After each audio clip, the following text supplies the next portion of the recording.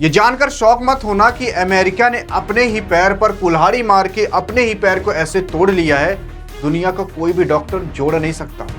आखिर अमेरिका ने सभी देशों पर टैरिफ लगाने की धमकी दी क्यों है? और कहा जा रहा था कि अमेरिका अब इसी 4 मार्च को टैरिफ लगा देने वाला है कई सारे देशों पर। आखिर उस टैरिफ का क्या हुआ और किस तरीके से सभी देशों ने मिलकर अमेरिका को ही उसी के ही जाल में, टैरिफ के ही जाल में फंसा कर रख दिया। लेकिन उससे भी बड़ा सवाल तो ये उठता है कि टैरिफ होता क्या चीज है। टैरिफ का मतलब ये होता है कि अगर आप किसी भी देश से कोई सामान मंगा रहे हो, यानी कि इंपोर्ट कर रहे हो अपने देश के अंदर, तो आप उस पर टैरिफ यानी कि टैक्स लगा दो। टैक्स का मतलब ये है कि अगर वो सामान आकर यहाँ पर 100 रुपए में बिकता और अगर आप 20% का टैरिफ यानी कि टैक्स लगाए हो तो वो 120 रुपए में मिलने लगेगा। तो इससे अमेरिका को फायदा क्या होगा? तो अमेरिका ने सोचा था कि भाई डोनाल्ड ट्रंप जब राष्ट्रपति नहीं बने थे, इन्होंने पहले ही अपनी कमिटमेंट दे चुके थे कि जितने भी अमेरिकन सिटीजन हैं उनका मैं टैक्स ना के बराबर कर दूंगा या फिर टैक्स ही हटा दूंगा। इनका कमिटमेंट था और इन्होंने कहा कि अगर हमें पैसा कमाना होगा तो हम आपसे नहीं, मतलब अमेरिका की जनता से नहीं, बल्कि हम दूसरे देश से टैरिफ लगा कर कमाएंगे। लेकिन यही टैरिफ इनके ऊपर भारी ऐसा पड़ गया, ऐसे ही चपेट में आ गए कि जिसके बारे में कोई सोचा नहीं था। जैसे हम बचपन में गुल्ली डंडा खेलते थे, वैसे ये सभी देशों के साथ टैक्स और टैरिफ खेल रहे हैं। आखिर इन्होंने कहा क्या था? इन्होंने कहा था कि भाई अभी जो है यह है यूनाइटेड स्टेट, जहां के अभी राष्ट्रपति बने हैं डोनाल्ड ट्रंप साहब, और उसके ऊपर आप देखोगे कनाडा है और उसके नीचे है मैक्सिको।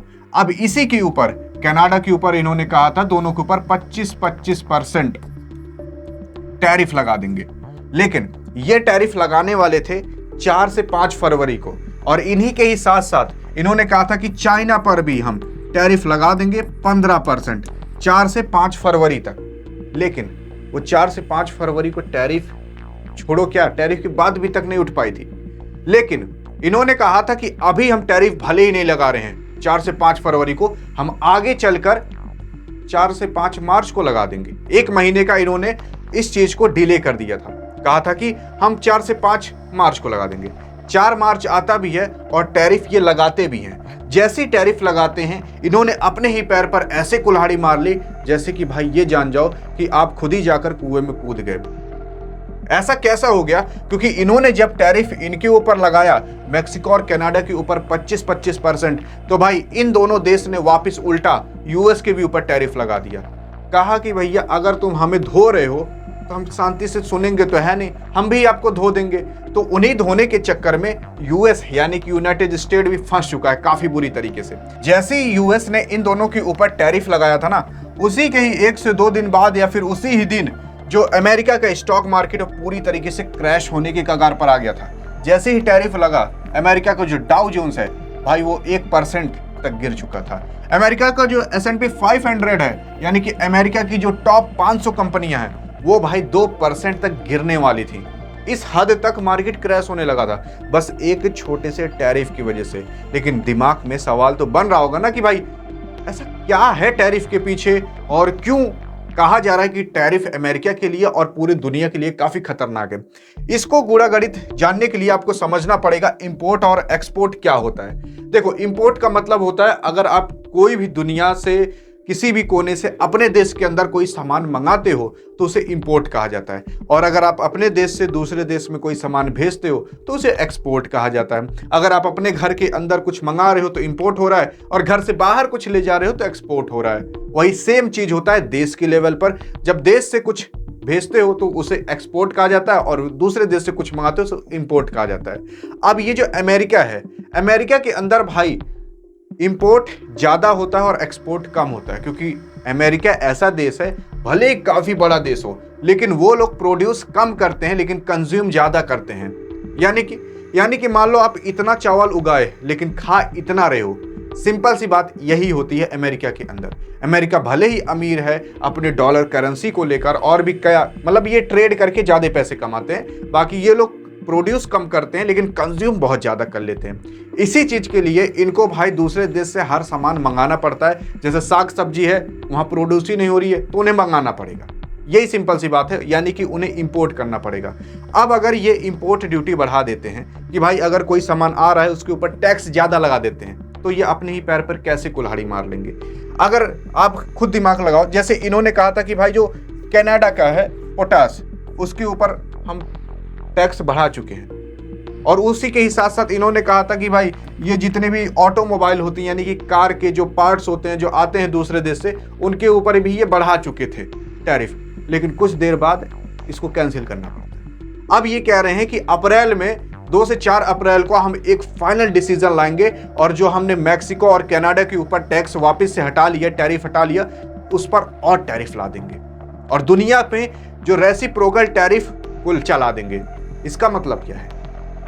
यानी कि जो देश जितना अमेरिका के ऊपर टैरिफ यानी कि टैक्स लादता है, उतना ही टैक्स हम दूसरे देश के ऊपर लगा देंगे। यानी कि अगर मान लो अमेरिका में कोई कार बन रही है और वो कार भारत में जाकर बिकनी है, मान लो टेस्ला कार है, वो 50 लाख की है और अमेरिका में जाकर वो 1 करोड़ की हो जाती है, तो सिंपल सी बात है 100% का टैरिफ यानी कि टैक्स लग गया। यानी कि 100 रुपए की चीज 200 रुपए में जाकर वहां बिक रही है। और वही सेम काम अब अमेरिका करने वाला है। जितना इंडिया टैरिफ लगा रहा है, उतना ही अमेरिका इंडिया के ऊपर टैरिफ लगा देगा। मतलब रेसिप्रोकल का मतलब जितना वो देश टैरिफ यानी कि टैक्स लगा रहा है अमेरिका के ऊपर, उतना ही अमेरिका उस देश के ऊपर लगा देगा। इससे सिंपल सी ये बात होगी कि भाई महंगाई बढ़ जाएगी। महंगाई इसलिए बढ़ जाएगी क्योंकि आप खुद बताओ, अगर आलू अमेरिका खरीद रहा है किसी देश से और वो टैरिफ लगा दिया आलू के ऊपर, आलू की कंपनी के ऊपर, आलू के चिप्स जो बनाती हैं उन सब के ऊपर मान लो टैरिफ लगा दिया, अमेरिका वाले यार चिप्स ही नहीं खा पाएंगे। अगर मान लो कोई सामान 100 रुपए का मिल रहा है और उस पर 20% की टैरिफ ही लग गया, टैक्स लग गया, वो सामान 120 का मिलेगा, तो आप उसे खरीदोगे कि नहीं? वहीं दूसरी कंपनी आकर बेच रही है वही 100 रुपए में और एक कंपनी बेच रही है 120 रुपए में, तो आप 120 वाला सामान नहीं खरीदोगे। इसकी वजह से ये होगा कि भाई जो कंपनी है उनको लॉस होना चालू हो जाता है।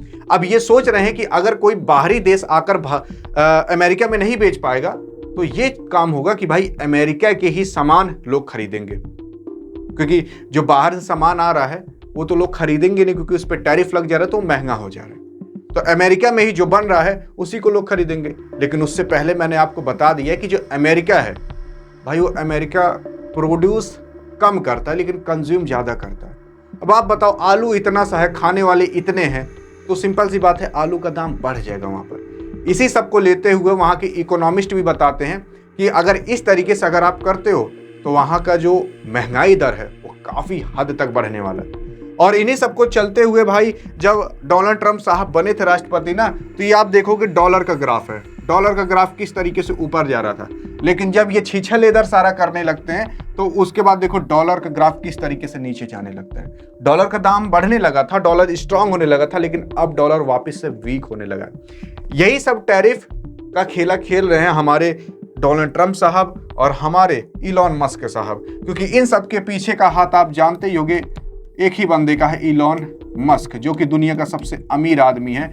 अब अगर उसी की ही पार्टी सरकार मतलब उसी की सरकार अमेरिका के अंदर है तो वो कुछ भी कर सकता है, क्योंकि अमेरिका ही इस दुनिया के अंदर सबसे ज्यादा मजबूत माना जाता है। अब जैसे आपको पता होगा कि जो चाइना है वो दुनिया में सबसे ज्यादा एक्सपोर्ट करता है। अब अगर चाइना सबसे ज्यादा एक्सपोर्ट करता है, आप देखते होगे कोई खिलौना ले लो, यहाँ तक कि सुई से लेकर एरोप्लेन तक ले लो, तो किसी न किसी पार्ट पर ये जरूर लिखा रहता होगा मेड इन चाइना। अब अगर आप चाइना से सामान नहीं खरीदोगे तो सामान बनाओगे कैसे? यही सवाल उठ रहे हैं अमेरिका के अंदर। अगर वो सामान अमेरिका में बिकेगा नहीं और उस सामान की अमेरिका के लोगों को जरूरत है तो खरीदेंगे कहाँ से? अगर वो 1 से 2 चीज मतलब मान लो जहाँ 1000 मिलती थी वहाँ 100 ही मिलेंगे, तो सिंपल सी बात है महंगाई बढ़ ही जाएगी।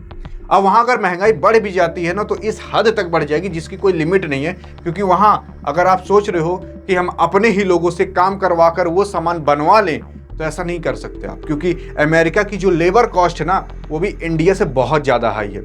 आप यहाँ देखते हो कि गाँव में लोग नरेगा खटने जाते हैं, नरेगा का काम करते हैं, 200-250 रुपये मिलता है, 300 रुपये मिलता है, कहीं लेबर काम कर रहे हैं 200-300-400 रुपये में करके आ जाते हैं। यहाँ पर ऐसा नहीं होता, यहाँ पर डायरेक्ट मांगेंगे $100 इंडिया में कर लोगे भाई 7000 रुपये हो जाएगा। इस हद तक यहाँ का लेबर मतलब अगर कोई आदमी काम भी कर रहा है तो इस हद तक उसको पैसा चाहिए रहता है। तो अगर यहाँ पर अमेरिका चाहता है कि भाई मैं अपने हिसाब से वो काम करवा कर बनवा लूँ, तो ऐसा नहीं हो सकता। और इन्हीं सब चीज़ों को लेकर कहा जा रहा है कि अमेरिका अपने ही पैर पर कुल्हाड़ी मार रहा है, क्योंकि अगर ये किसी के ऊपर टैरिफ ला देता है और दूसरे देश और टैरिफ ला देते हैं ना, तो अमेरिका के अंदर भाई अगर कोई चीज़ खाने को नहीं है ना, तो वो आ भी नहीं पाएगा, और अगर आ भी जाएगा तो इतना महंगा होकर आएगा कि लोग खरीद नहीं पाएंगे, भूखमरी तक आ सकती है।